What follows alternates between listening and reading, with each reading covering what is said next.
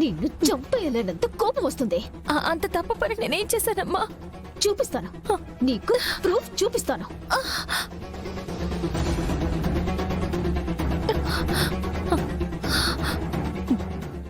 ఏంటిది?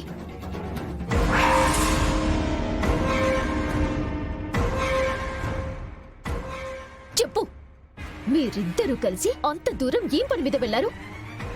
మా బావకి దూరంగా ఉండమంటే ఎందుకంత దగ్గరగా ఉంటున్నావు? అది కాదమ్మా, నేను విహారీ గారికి దూరంగానే ఉంటున్నాను. మరి ఇదేంటి? నా మొగుడితో నీ పిచ్చి పిచ్చి వేషాలేంటి? మర్చిపోయావా? నా మెడలో నా బావ తాళి కట్టిన సంగతి మర్చిపోయి నా బావతో నీకంత క్లోజ్ ఏంటి?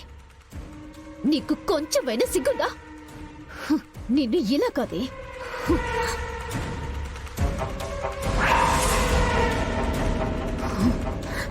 నిన్ను చంపేస్తాను కానీ నీ దరిద్రం పోదు.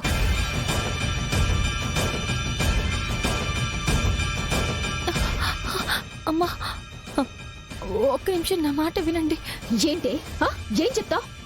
ఏం కట్టుకు తల్లుతావు? కాదమ్మా, నిజం చెప్తాను. నేను విహారీ గారు ఆ హాస్పిటల్కి మన ఎంప్లాయీస్ కి హెల్త్ కార్డ్స్ ఇస్తానంటే ఆ పర్పస్ గా వెళ్ళామంతేనమ్మా.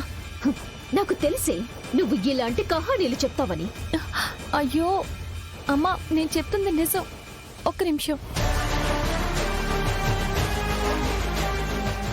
ఇదిగోండమ్మా, విహారీ గారు హెల్త్ కార్డ్స్ ఇష్యూ చేయమని పెట్టిన రిక్వెస్ట్ పేపర్స్ చూడండి.